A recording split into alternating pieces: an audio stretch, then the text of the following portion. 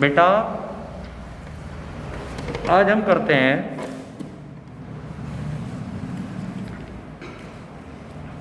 Rational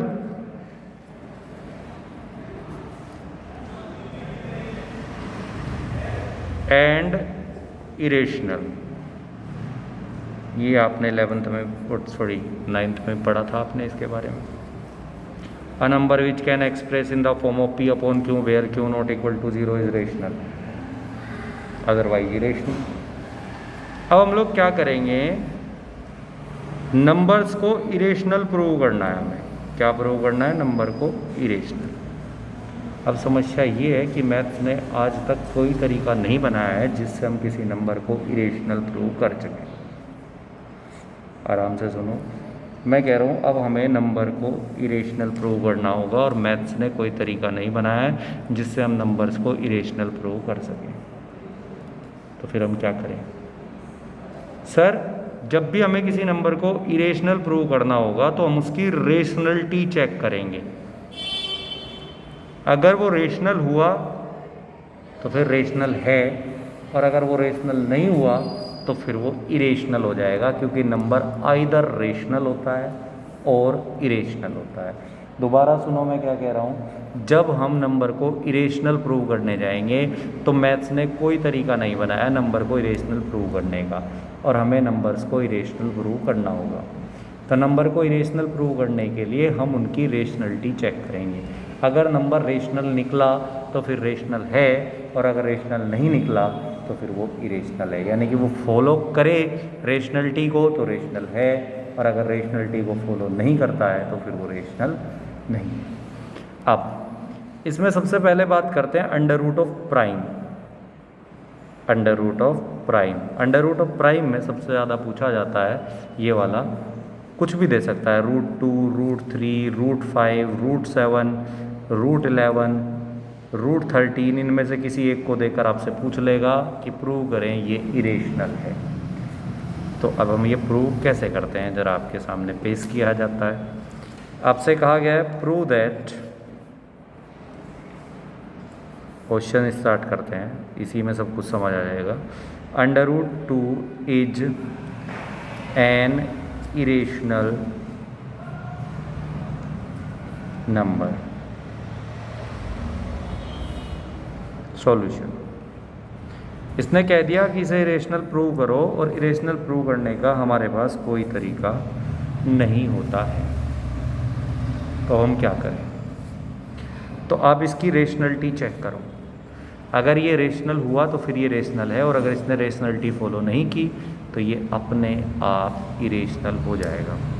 तो आप लिखें let √2 is a rational number. आपने इसे रेशनल मान लिया इन द सिंपलेस्ट फॉर्म a/b। आपने मान लिया कि √2 एक रेशनल नंबर है जो सिंपलेस्ट फॉर्म में है a/b।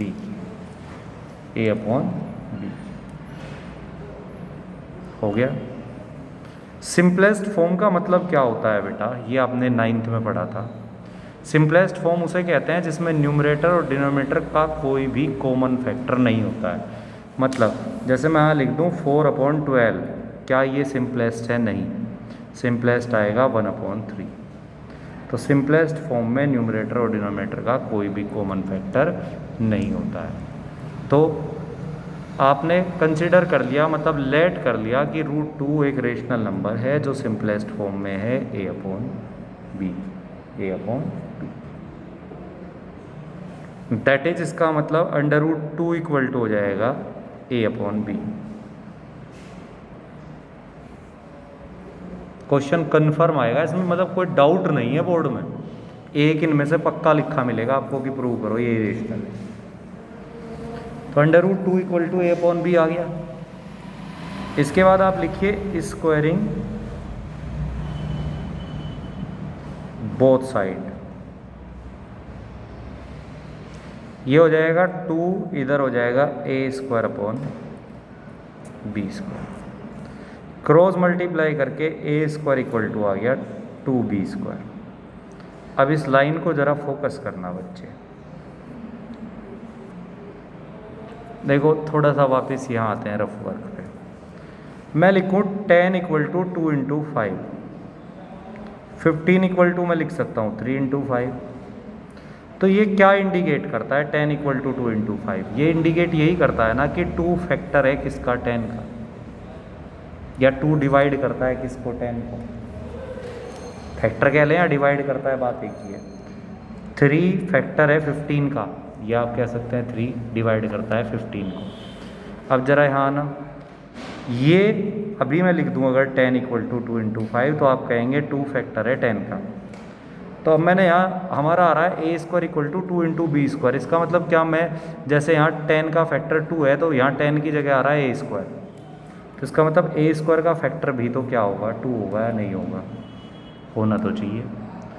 दैट इज़ आप लिख देंगे 2 इज़ द फैक्टर, या मैडम लिखवा सकती है 2 डिवाइड्स ए स्क्वायर। बात एक है, फैक्टर ऑफ ए स्क्वायर। हमने एक फंडामेंटल थ्योरम पढ़ी थी कि n पावर तक जो प्राइम फैक्टर होते हैं वो सेम होते हैं। मतलब 2 अगर ए स्क्वायर का फैक्टर है, that is by fundamental theorem 2 be the factor of A हो जाएगा। जब ए स्क्वायर का फैक्टर है 2 is the factor of A, जब वो ए स्क्वायर का फैक्टर है तो फिर वो ए का भी फैक्टर होगा। हाँ जी, 2 किसका फैक्टर हो गया, ए का। ये लाइन जरा नोट रखना, 2 किसका फैक्टर हो चुका है, ए का। तो अगर 2 ए का फैक्टर है तो आप लेट कर लें कि ए इक्वल टू 2c है, where c is some scalar. ये कहाँ से आया, आपने ये लाइन लिखी है कि 2 डिवाइड करता है ए को, इसका मतलब 2 ए को डिवाइड करके कोई ना कोई कोशेंट तो देता होगा। ये कोशेंट है सी, इसे पुट इन कर दें फर्स्ट में। यहाँ 2c का होल स्क्वायर इक्वल टू हो गया 2b स्क्वायर। ए स्क्वायर की जगह 2c रख दिया आपने, ए की जगह, तो हो गया 4c square equal to 2b square. तो b स्क्वायर इक्वल टू आ गया 2c स्क्वायर। जरा इस लाइन पर फोकस करें, जब b square equal to 2c square है तो इसका मतलब ये नहीं हुआ क्या कि 2 फैक्टर है b स्क्वायर का, that is 2 is the factor of b square by FT fundamental theorem. 2 be the factor of b हो जाएगा, जब b स्क्वायर का फैक्टर है तो b का भी होगा। आप कह रहे हैं 2b का फैक्टर है, यहाँ आप कह रहे थे 2a का फैक्टर है। अब 2a का भी फैक्टर है और 2b का भी फैक्टर है, और स्टार्टिंग में आपने कहा था कि ये सिंपलेस्ट फॉर्म है। तो सिंपलेस्ट फॉर्म में a और b का कॉमन फैक्टर पॉसिबल नहीं है, ये कंट्राडिक्शन हो चुकी है। हाँ जी, it is not possible that the 2 is the factor of A and B in the simplest form of a rational. ये पॉसिबल ही नहीं है कि ए और बी का 2 फैक्टर हो जाए सिंपलेस्ट फॉर्म में, that is √2 can't be a rational number, so it be irrational. होच पोच हो गया, अभी टेंशन मत लो, यहाँ आ जाइए। इस बार आ गया हमसे प्रूव दैट, सारे एक जैसे हैं, समझ लेना ध्यान से, √3 इज आ रेशनल नंबर।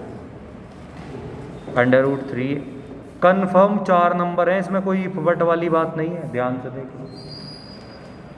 तो आप सॉल्यूशन में क्या लिखेंगे? Irrational number, irrational. प्रूव करो कि √3 इरेशनल नंबर है। तो आप लोग क्या करेंगे?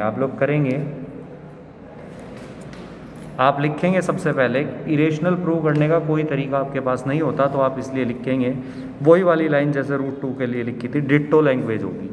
Late √3 is a rational number in the simplest form a/b। यहाँ मैडम आपको लिखवा देती है where b not equal to 0, और आपको लिखवा देते हैं कि there is no common factor a and b। कुछ भी लिखने की ज़रूरत नहीं है, ये सफिशिएंट है, सफिशिएंट पूरा रीज़न। आपने यहाँ रेशनल नंबर लिख दिया है तो जर्नल है b 0 हो ही नहीं सकता है। सिंपलेस्ट फॉर्म लिख दिया है तो जर्नल है, ए और बी का कोई कॉमन फैक्टर होता ही नहीं, तो लिखने की ज़रूरत ही क्या है इससे आगे, ये सब कुछ कहता है। वहाँ आपने √2 लिखा था, बस इतना ही बदला आपने। दैट इज √3 इक्वल टू हो जाएगा a/b।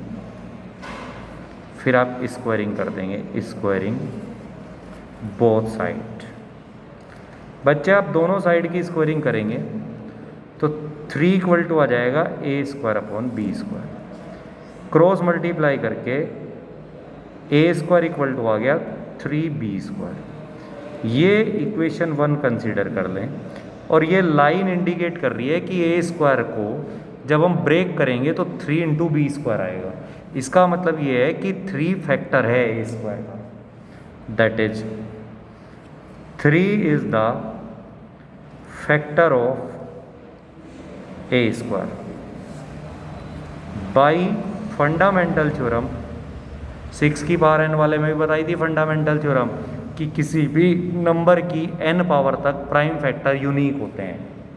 तो मतलब अगर a² का प्राइम फैक्टर 3 है तो a की पावर 3 का भी 3 होगा, a की पावर 4 का भी होगा, a की पावर 5 का भी होगा, a की पावर 100 का भी होगा, a की पावर 150 का भी होगा, और इवन a का भी होगा, क्योंकि प्राइम फैक्टर हर पावर में सेम होता है। वो 6 वाला बताया था, वहाँ भी बताई थी ये बात आपको मैंने। तो bye fundamental theorem 3 B the factor of a, ये मेन लाइन है। यहाँ आपने प्रूव कर दिया कि 3 न्यूमरेटर का फैक्टर है a का। अगर अब आप ये प्रूव कर दें कि 3 डिनोमिनेटर मतलब b का भी फैक्टर है, तो फिर ये सिंपलेस्ट फॉर्म में रेशनल नंबर में पॉसिबल नहीं होता है। तो फिर ये रेशनल नहीं रहेगा, क्योंकि रेशनलिटी फॉलो नहीं करेगा। तो अब ये कैसे प्रूव होगा? आपने ये लिखा कि 3 फैक्टर है a का, दैट इज, या लेट कर लें a इक्वल टू 3c, क्योंकि अगर 3 फैक्टर है a का तो a को 3 से डिवाइड करके कोई तो क्वोशिएंट आता होगा। वही क्वोशिएंट क्या है? c, where c is some scalar, c is some scalar।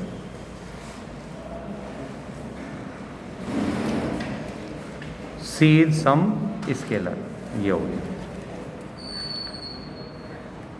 इसे पुट इन फर्स्ट कर दें आप। a² की जगह आप रख सकते हैं 3c, a की जगह 3c रख के 3c का स्क्वायर इक्वल टू 3b²। ये हो जाएगा 9c² इक्वल टू 3b²। 3 3 जा तो b² इक्वल टू आ गया 3c²। ये आ गया। हाँ जी, अब जब ये लाइन इंडिकेट कर रही थी कि 3 फैक्टर है a² का, तो ये लाइन क्या इंडिकेट कर रही है? 3 फैक्टर है b²। 3 किसका फैक्टर है? b² का। That is 3 is the factor of b² by fundamental theorem 3 B the factor of b। अब ये देखो, ये 3 फैक्टर हो गया b का, और ये 3 ही फैक्टर था a का। तो ये कंट्राडिक्शन होगी। It is not possible in the simplest form of a rational number, there is no common factor of numerator and denominator in the simplest form.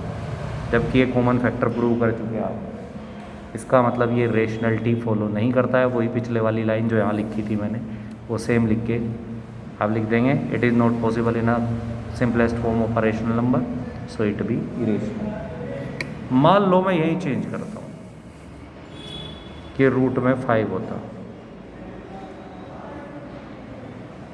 तो क्या चेंजेज आते? कुछ भी चेंजेज नहीं आते। यहाँ 5 आ जाता, देखते रहना आप ध्यान से। ये 5 होता,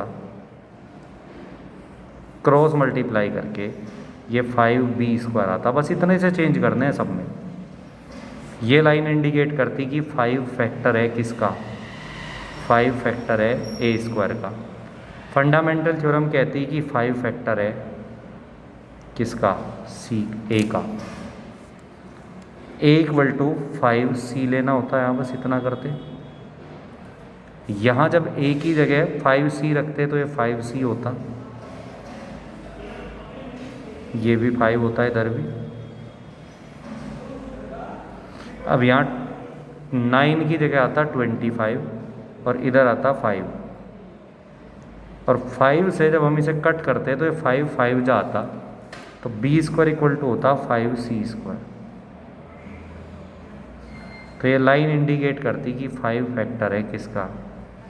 5 फैक्टर है b² का। इसका मतलब 5 फैक्टर हो जाता किसका? b का।